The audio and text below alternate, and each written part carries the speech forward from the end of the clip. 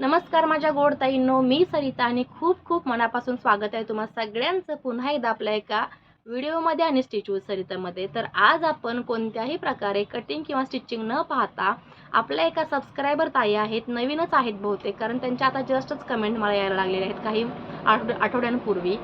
तर त्यांची comment, बऱ्याचशाच comment आहेत, तर त्यातली त्यांची कमेंट अशी होती की ताई, तुमचे व्हिडिओ मला खूप आवडतात आणि त्याच्यातून बरंच काही शिकायला मिळतं. त्याही ब्लाऊज शिवतात, त्यांचीही इच्छा आहे आपल्यासारखं शॉप टाकण्याची किंवा शॉप घालण्याची, पण त्या म्हणतात की त्यांच्याकडे पैशाचा प्रॉब्लेम आहे आणि फायनान्शियली प्रॉब्लेम असला की बऱ्याच वेळेला आपलं धाडस होत नाही एखादी रिस्क घेण्याची. तर त्यांच्यासाठी त्या म्हणतात की पैशाचा थोडा प्रॉब्लेम आहे, पैसेही नाहीत तर काय करू. तर अशा वेळेला तुम्ही मला काहीतरी माहिती सांगा किंवा काही मदत करता आली तर मला त्यातून मार्गदर्शन दाखवा किंवा सांगा तुमच्या व्हिडिओमधून मला की मी कसं मॅनेज करू शकते. तर ताईंनी आपल्याला कमेंट करून 2 दिवस झालेले आहेत. हे पहा, 2 दिवस झालेले आहेत ताईने आपल्याला कमेंट करून. तर म्हटलं चला, मी पण आता शिवत बसले होते आणि सकाळपासून कटिंग आणि स्टिचिंग करून माझे हे साधारण एक 4 ब्लाऊज झालेले आहेत आणि दुपारची वेळ झालेली आहे. म्हटलं थोडासा ब्रेकही होईल, मला ब्रेक घेणं होईल, थोडासा वेळ तुमच्याशी गप्पा मारणं होईल. आणि शिवता शिवता मला त्या ताईंच्या डोक्यात कमेंट थोडीशी खेळत होती, विचार आला, म्हटलं चला मग व्हिडिओ बनवून तुमच्यासोबत शेअर करू. तर त्या ताईंना इच्छा आहे दुकान घालण्याची, पण त्यांची थोडीशी परिस्थिती तशी नसल्यामुळे त्यांना फायनान्शियल प्रॉब्लेम होतोय. तर त्याच ताईंना मी सांगू इच्छिते की ताई, तुम्ही ब्लाऊज शिवतो म्हणताय तर तुमच्याकडे नक्कीच मशीन आहे. कारण ब्लाऊज शिवताय तुम्ही तर साधी मशीन हाफ शटल का होईना तुमच्याकडे आहे, त्याच्यावर तुम्ही ब्लाऊज शिवत आहात. तर दुकान घालण्यासाठी लागतं काय, आपल्याकडे आपल्याला येणारी गोष्ट लागते, आपल्या थोडंसं आपल्याला हातामध्ये आपल्या काय काम येतं, आपल्याला आपण कशामध्ये नाविन्यपूर्ण गोष्ट नवीन नवीन करू शकतो, आपल्याकडे काही गोष्टी शिकवण्यासारख्या आहेत. तर या सगळ्या गोष्टींचा विचार करता तुम्ही ब्लाऊज शिवता म्हणजे तुमच्या हातामध्ये कला आहे आणि तीच कला तुम्हाला जोपासायची आहे. फक्त त्याला तुम्ही जे घरात करता ते छोटंसं तुमच्या एरियामध्ये तुम्हाला जसं परवडेल त्या एरियामध्ये, अगदी म्हणजे थोड्याशा स्वस्तातल्या एरियामध्ये घातलात सुरुवातीला तरीही चालेल. छोटासा गाळा असू दे, फक्त तुमची मशीन आणि दुसरी एखादी मशीन बसण्या इतपत जागा तुम्हाला भेटू दे, तरीसुद्धा तुम्हाला तो गाळा चालणार आहे. म्हणजे 7x7चा किंवा 10x10चा गाळा तुम्हाला चालणार आहे. त्याच्यापेक्षाही कमी मिळाला तर अगदी 5x6चा गाळा तुम्हाला चालेल. कारण सुरुवात ही छोट्यापासूनच होते, अगदीच कोणी खूप मोठं काही करू शकत नाही. आणि मी सुद्धा हे शॉप जेव्हा घेतलं तेव्हा छोट्यापासूनच सुरुवात केली होती. हळूहळू आपल्याला त्याची माहिती मिळत जाते, हळूहळू आपली सुद्धा परिस्थिती बदलते, त्यामुळे आपल्याला नवीन गोष्टी आणि चांगल्या गोष्टी अजून घडतात. तर त्या ताईंना मी सांगू इच्छिते की तुम्ही छोटासा गाळा बघा, तुमच्या बजेटमध्ये बसेल इतकंच तुम्ही दुकान गाळा बघा आणि कमी खर्चातला स्वस्त एरियातला तुम्ही तो गाळा बघून तिथे तुमच्याकडे जी मशीन आहे ती तुम्ही घालून बसा किंवा घेऊन तिथे ठेवा ती मशीन आणि तुम्ही एक छानसा बोर्ड तयार करा. बोर्डला सुद्धा जास्त खर्च लागत नाही, 1000 रुपयाच्या आतमध्ये किंवा सिम्पलमध्ये तुम्ही जर बोर्ड केला तयार तरी सुद्धा 500 ते 700 रुपयामध्ये तुमचा फ्लेक्स आहे तो तयार होईल आणि त्याला तुम्ही त्या दुकानच्या पुढे लावा. आणि सध्या बघा सीझन चालू आहेत, म्हणजे आता पितृपक्ष झाले की दसरा येतो, दिवाळी येते आणि नंतर लग्नाचे सीझन सुद्धा चालू होतात तुळशी बारशीच्या लग्नानंतर. तर त्यावेळेला तुम्हाला काम भेटण्याची खूप शक्यता असते, कारण हे सीझन असतात, सणसुद्धा असतात, सणावारालाच लोक नवीन साड्या घेतात, नवीन ड्रेस घेतात आणि त्याच वेळेला अर्जंटच्या वेळेला लोकांना शिवणकाम करणारे किंवा आपल्या गोष्टी तयार करून वेळेत देणारे लोक हवे असतात.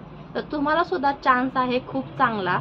तुम्ही जर तुमच्या दुकानाचं ओपनिंग या टायमिंगमध्ये केलात तर दसऱ्याच्या वेळेला तुम्हाला त्या ऑर्डर येतील, कारण प्रत्येक वेळेला नवरात्रीमध्ये बायकांना वेळ असतं की 9 दिवस 9 साड्या 9 रंगाच्या घालायच्या आणि ॲक्च्युली ती हाऊस असते.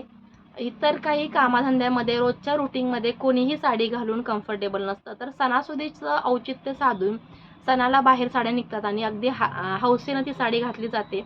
मग जुनं ब्लाऊज बायकांना बसत नसतं, माप चेंज झालेलं असतं, एक तर लूज होतं किंवा टाईट होतं. लूज खूप कमी होतं, माझ्यावरून अंदाज घ्याल तर ब्लाऊज मला लूज खूप कमी होतात, घट्टच होतात, दिवसेंदिवस ते घट्ट होत जातात. कितीही धावपळ असेल तरी सुद्धा वजन काही कमी होणं अशक्य असतं. तर त्याचवरून बघा, जुन्या साड्या काढल्या की फार जुनी ब्लाऊज असतात, कोणाची लग्नातली ब्लाऊज असतात, तर त्या साडीवरती ते ब्लाऊज होत नाही. मग अशा वेळेला लेडीज विचार करते की थोडंसं फॅशनमध्ये पण चाललेले काही कॉन्ट्रास्ट ब्लाऊज आहेत ते आपण ट्राय करू. मग अशा वेळेला आपल्याकडे सुद्धा क्लायंट येण्याची किंवा क्लायंट आपले जोडले जाण्याची शक्यता खूप दाट असते. मग अशा वेळेला तुम्ही बघा, छोटंसं शॉप घाला, त्याच्यामध्ये तुमचं बजेट मॅनेज होईल. इतकंच भाडं तुम्हाला परवडेल तितकेच घाला. कारण सुरुवातीचं एखाद दुसरा महिना तुम्हाला भाडं स्वतःच्या खिशातून द्यावं लागलं तरीही हरकत नाही. पण ज्या वेळा तुम्ही तुमच्या क्लायंटना काम तुमचं करून द्याल, चांगलं काम तुम्ही तेव्हा त्यांना सांगाल, पुढे त्यांचं काम तुम्ही करून दिल्यानंतर त्यांचं फिटिंग कसं बसतं हा तुम्हाला रिव्ह्यू येणार आहे. तुम्ही डिझाईन वगैरे केला तर ती तुमच्या हातामध्ये किती हातसफाई आहे, किती कला आहे तुमच्याकडे, ते तुम्ही त्यांना दाखवा. आणि फिटिंग चांगलं बसलं की तेच क्लायंट पुन्हा तुमच्याकडे रेग्युलरचं होऊन जाईल. आणि रेटसुद्धा तुम्ही इतर एरियामध्ये चौकशी करून त्यांच्यापेक्षा थोडंसं कमी ठेवला तरीही चालेल. सुरुवातीला तुम्हाला वाटेल की मी कट टू कट रेट घेते, ह्याच्यामध्ये मार्जिन काहीच भेटत नाही. पण तुमचं दिवसाचा पगार आणि तुमचा खर्च वजा करता पुरेसा तुम्हाला जर मार्जिन भेटला तरीसुद्धा भरपूर झाला. कारण सुरुवात आहे तुमची, त्याच्यामध्ये तुम्हाला सुरुवातीला जास्त अपेक्षा मार्जिनची करायची नाही. आणि असं करता करता बघा, आता तुम्ही जर शॉप चालू केलात तर तुमच्याकडे ऑल्ट्रेशनची सुद्धा कामं येतात. कारण सीझनमध्ये माझा अनुभव तुम्हाला सांगते, वर्षभर आपण ऑल्ट्रेशनची कामं घेऊ पण सीझनमध्ये मी सरळ ऑल्ट्रेशन नाही असं सांगते. मग ते आपल्या जवळचा क्लायंट असो, रेग्युलरचा असो किंवा नवीन असो, कारण आहे हे सीझनची ऑर्डर कंप्लीट करणं आपल्याला नाकी नऊ येतात. तर त्यावेळेला ऑल्ट्रेशन करत बसणं म्हणजे अशक्य असतं. वेळ खूप कमी असतो. कारण दिवाळीमध्ये इतका लोड असतो आणि तो अगदी आपल्याला लक्ष्मीपूजनाच्या आदल्या दिवशीपर्यंत कंप्लीट करायला लागतो. तर तो लोड कंप्लीट करता करता आपला वेळ खूप वाया जातो. आहे तो वेळ आपल्याला पुरेसा पडत नाही तर आपण ऑल्ट्रेशन कसं करणार. मग अशा वेळेला मी सुद्धा ऑल्ट्रेशनचं काम कंप्लीट बंद करते. आता समजा मोठमोठ्या दुकानांमध्ये तुम्ही जर ऑल्ट्रेशन नाही घेतलं तर ते कुठे जाणार ऑल्ट्रेशनवाले. तर छोटे छोटे जे दुकानवाले असतात किंवा नवीन तुम्ही स्टार्टअप केलेलं आहे तिथे तुम्हाला ते ऑल्ट्रेशनचं काम मिळून जाईल. तुम्ही ऑल्ट्रेशन चांगलं केला की तेच क्लायंट तुम्हाला पुन्हा विचारेल की तुम्ही ब्लाऊज शिवता का. कारण तुम्ही बोर्ड ऑलरेडी लावलेला आहे. ब्लाऊज शिवण्याचा बोर्ड पाहून तुम्हाला विचारून ते ब्लाऊज तुमच्याकडे शिवायला पहिल्यांदा येईल. पहिलं ब्लाऊज साधं का होईना शिवून घेईल. ते जर तुम्ही चांगलं शिवला, तुमचं काम त्याच्यामध्ये कला दाखवली, तर तुमच्याकडे ते ब्लाऊज चांगलं बसलं म्हणून क्लायंट आहे ते रिटर्न येणार आहे. आणि अशाच प्रकारे तुमचे क्लायंट आहे ते जम तुमचे बसणार आहेत. क्लायंट तुमचे आपलेसे होणार आहेत. आणि याच्यातूनच तुम्ही 4 पैसे मिळाले की 6 महिन्यामध्ये 4 महिन्यामध्ये अजून एखादी मशीन खरेदी करू शकता. एखादी इंटरलॉकची मशीन तुम्ही खरेदी करू शकता. एखादी पुन्हा फुल शटलची मशीन खरेदी करू शकता.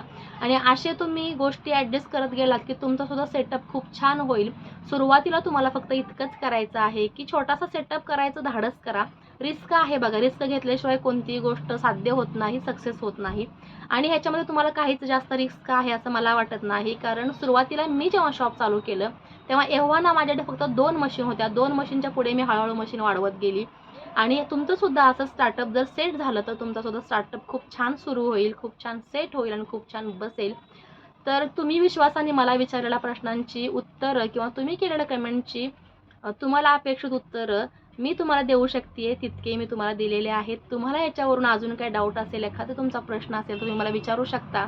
आणि अशाच छान छान कमेंट करत राहा. मला सुद्धा माझा अनुभव तुमच्यासोबत शेअर करणं खूप छान वाटतं, खूप आवडतं. कारण कसं आहे, कोणीच लगेच फेमस होत नाही, लगेच प्रसिद्ध होत नाही किंवा लगेच कोणाचंही काम अगदी म्हणजे 0पासून 10 पर्यंत जात नाही. हळूहळू सुधारतं आणि हळूहळू क्वालिटी सुधारते ती प्रॅक्टिसनी. कारण practice make a man perfect म्हणतात ते बरोबर आहे. प्रॅक्टिस केल्याने तुमच्या हातातली गोष्ट पहिल्यापेक्षा अजून छान अजून छान अजून छान अशी होत जाते आणि ती सुंदरच बनते शेवटी. सरते शेवटी गोष्ट चांगलीच सुरुवात केली की चांगलीच घडते, उत्तम घडते. तर याच्यावरती माझा खूप विश्वास आहे. कष्ट करा, मेहनत करा, मेहनतीला मागे पडू नका. सक्सेस तुमचंच आहे, जीत तुमचीच आहे. आणि अशाच छान छान ब्लाऊज तुम्ही एक अर्धा ब्लाऊज शिवा, समोर तुम्ही लावा, क्लायंटना थोडंसं डिझाईन दाखवा. असं जर तुम्ही तुमची प्रसिद्धी केला, तुमचे थोडेसे कॅटलॉग्स तुम्ही एखाद दुसरा घेऊन द्या, घेऊन ठेवा तुमच्याकडे.